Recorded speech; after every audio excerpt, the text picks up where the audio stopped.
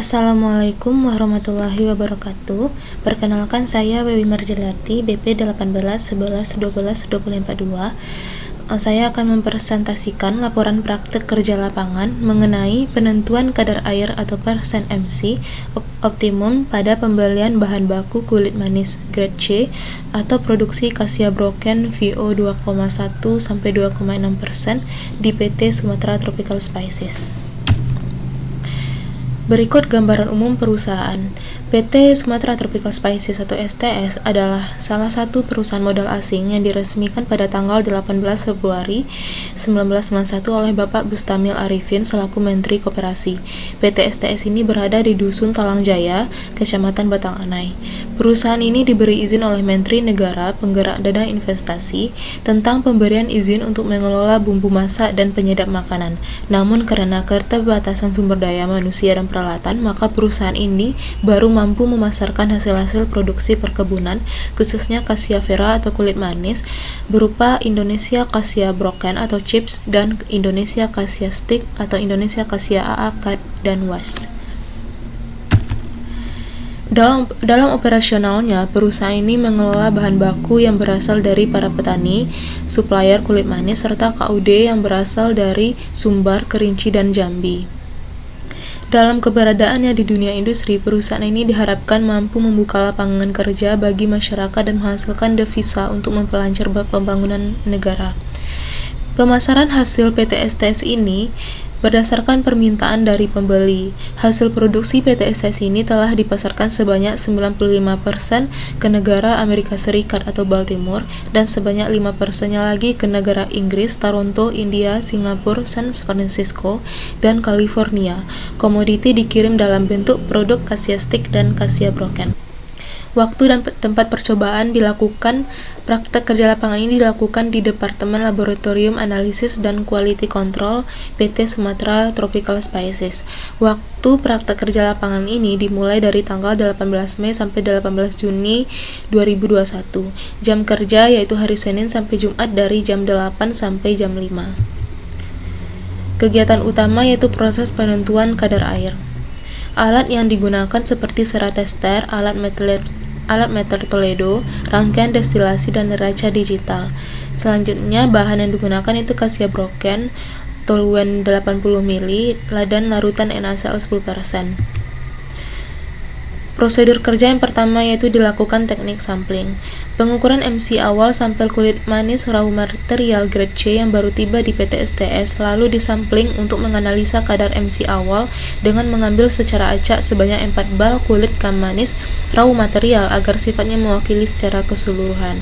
Selanjutnya, sampel Cassia Broken VO 2,1 atau 2,6% dari produksi disampling setiap 1 jam dengan mencatat nomor karung yang diambil sampelnya agar sifatnya mewakili secara keseluruhan dan disampling sampel dari setiap karung lalu dimasukkan ke dalam keranjang. Prosedur yang kerja selanjutnya itu preparasi sampel. Pastikan mesin giling dan area penggilingan dalam keadaan bersih, dipasang wadah penampung dan sambungan aliran listriknya, dihidupkan mesin giling dan masukkan sampel Cassia Broken raw material grade C secara perlahan agar mesin tidak tersumbat. Setelah selesai penggilingan, dimatikan mesin dan cabut sumber arus listrik, buka wadah penampung dan hasilnya dipindahkan ke dalam plastik dan diberi label. Dibersihkan kembali mesin giling dan ruangan penggilingan. Prosedur penggunaan alat serat tester yaitu sampel ditimbang sampel kulit kayu manis raw material grade C sebanyak 56 gram, diputar dan letakkan piring skala pada tanda 5 atau segitiga 5 dari skala normal dengan menekan tombol merah dan hitam sekaligus sambil memutar sekrup di samping alat. Selanjutnya dituangkan sampel ke dalam lubang di bagian belakang alat, lalu ditekan tombol hitam saja sambil memutar sekrup sehingga penunjuk jarum tepat berada di tengah indikator scale dan baca hasilnya pada piring skala.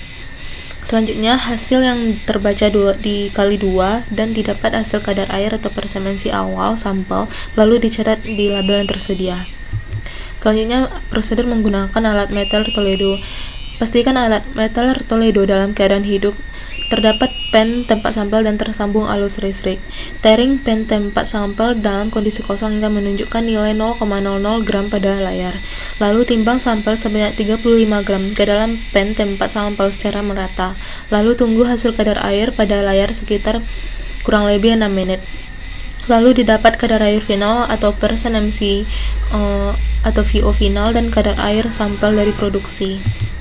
Selanjutnya penggunaan alat destilasi, yaitu sampel ditimbang sebanyak 20 gram sampel kasia broken yang sudah digiling, kemudian dimasukkan sekitar 80 ml toluan ke dalam botol penyulingan hingga menutupi permukaan sampel kasia. Dimasukkan botol penyulingan ke dalam sistem destilasi atau di atas heating mantle serta rangkai semua alat destilasi. Kemudian dihidupkan pemanas yang telah tersambung arus listrik dengan pengaturan maksimal. Lalu tunggu proses penyulingan hingga 2 jam. Setelah itu dimatikan heating mantle dan didinginkan selama 1 jam. Dibaca volume air yang didapat lalu dihitung kadar air menggunakan rumus. Didapat hasil kadar air sampel dari produksi. Hasil yang ditunjukkan yaitu pada alat Serata Star tanggal uji 11 Juli 2021 skala yang terbaca adalah 9,9, maka hasil kadar air awal atau MC awal itu 19,80%. Selanjutnya menggunakan alat meter Toledo dari kasia broken grade C, yaitu didapat hasil kadar air final 13,83%. Selanjutnya menggunakan alat destilasi dengan sampel kasia broken grade B, yaitu didapat hasil kadar air produksi 13,766%. Selanjutnya menggunakan alat meter Toledo dari kasia broken grade B, hasil kadar air produksi menunjukkan 13,18%. Perhitungan menggunakan alat destilasi itu adalah persen MC sama dengan volume air yang didapat dibagi berat sampel atau gram dikali 100%.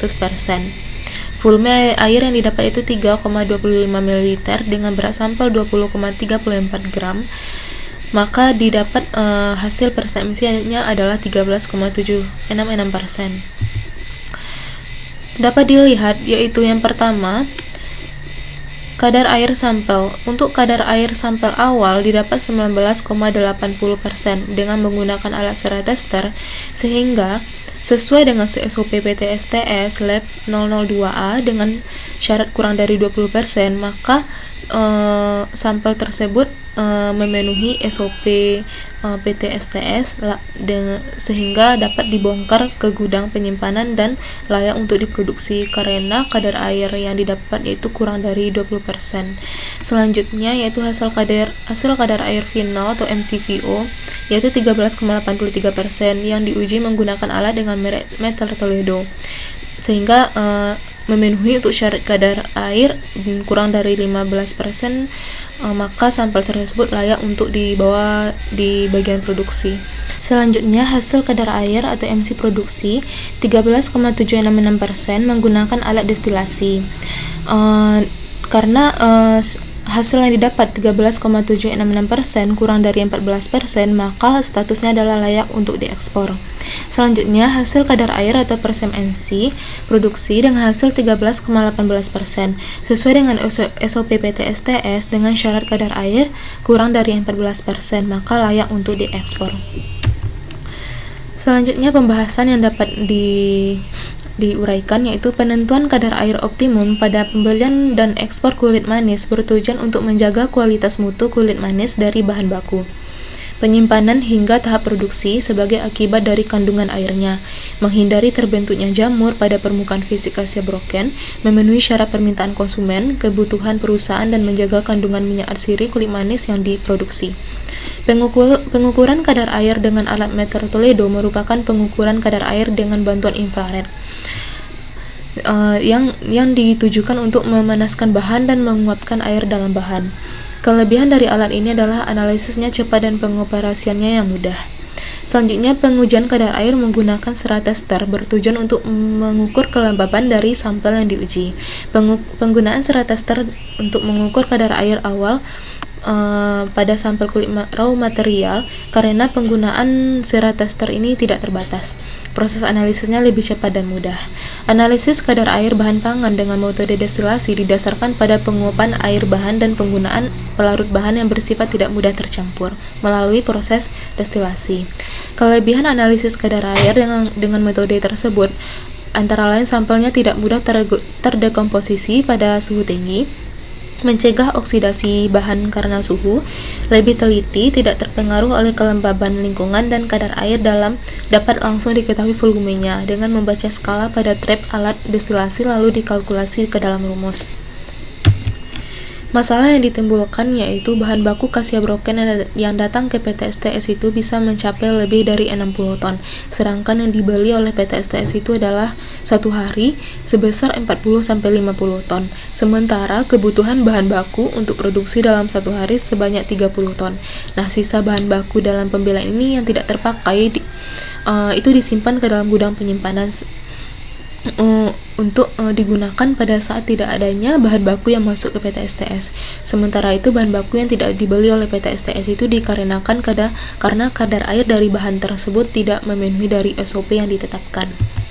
Selanjutnya itu kapasitas penyimpanan di gudang sekitar 1000 ton dengan sistem penyusunan bahan baku sesuai grade. Kapasitas penyimpanan ini yang besar yaitu 1000 ton menyebabkan akan mempengaruhi kualitas mutu dari kasia broken, seperti timbulnya jamur pada bahan baku akibat kadar air yang semakin meningkat dan kadar minyak yang semakin turun jika tidak dikontrol. Hal ini akan menimbulkan masalah pada ruginya perusahaan di mana bahan baku sudah tidak bisa diproduksi karena mutu bahan baku kasia yang berubah dan produk jadi kasia broken yang dihasilkan tidak sesuai dengan permintaan. Oleh karena itu penting dilakukan analisa kadar air bahan baku yang baru tiba di PT STS sebelum dibeli agar produk yang dihasilkan sesuai standar perusahaan dan masalah kerugian dapat teratasi. Analisis kadar air juga penting dilakukan pada periode penyimpanan di gudang secara berkala dan saat bahan baku sedang diproduksi. Solusi yang dapat dilakukan untuk mengatasi masalah tersebut adalah pengontrolan kualitas dengan cara menganalisa kadar air bahan baku kulit kayu manis. Tingkat kuantitas produksi kulit kayu manis di PT STS ini ditentukan sesuai kebutuhan perusahaan dan permintaan konsumen dari luar negeri, sehingga perlu dilakukan pengontrolan kualitas dengan cara menganalisa kadar air dari kasia broken yang diproduksi. Rata-rata bulanan bahan baku kulit kayu manis jenis broken yang tiba di PT STS itu bisa mencapai 1000 ton, namun yang diterima oleh PT STS sesuai standar adalah sebesar 80% dari bahan baku yang baru tiba. Bahan baku kulit kayu manis yang diterima atau dibeli oleh PT STS terdiri dari beberapa grade. Harga bahan baku tersebut ditentukan oleh setiap grade, di mana grade yang paling tinggi itu adalah grade A memiliki harga yang paling lebih tinggi dibanding grade B, C, D, dan E, dengan harga setiap kilonya itu 60.000 sampai 80.000 rupiah. Sebagian besar permintaan produk kulit kayu manis yang diproduksi yaitu grade C, sehingga bahan baku yang diterima lebih banyak berasal dari grade C. Untuk grade lainnya digunakan sebagai stok jika terdapat permintaan produksi. Walaupun harga kulit kayu manis ini sudah ada standarnya, tetapi dalam praktiknya ketentuan tersebut selalu berubah. Faktor yang menentukan adalah tingkat kekeringan. Semakin kering kulit kayu manis, maka semakin tinggi harganya. Oleh karena itu, dengan melakukan analisis kadar air, perusahaan dapat menentukan harga dengan tepat dan mutu grade kulit kayu manis yang dihasilkan sesuai dengan kebutuhan perusahaan dan permintaan konsumen. Kesimpulan yang dapat ditarik yaitu berdasarkan hasil analisa di laboratorium diperoleh hasil kadar air produksi kasia broken VO 2,1 sampai 2,6% sebesar 13,18%, sehingga layak untuk diekspor karena sesuai dengan SOP yang ditetapkan oleh PT STS yaitu maksimal 15%, minimal 13%. Selanjutnya, selama penyimpanan di gudang, kadar air dari kulit kayu manis ini perlu dikontrol untuk menjaga agar mutu kasia broken tetap terjaga. Selanjutnya, pengujian kadar air kasia broken ini menggunakan alat sera tester pada bahan baku pada saat tahap pembelian. Selanjutnya, meter Toledo pada produksi dan destilasi dan rangkaian alat destilasi.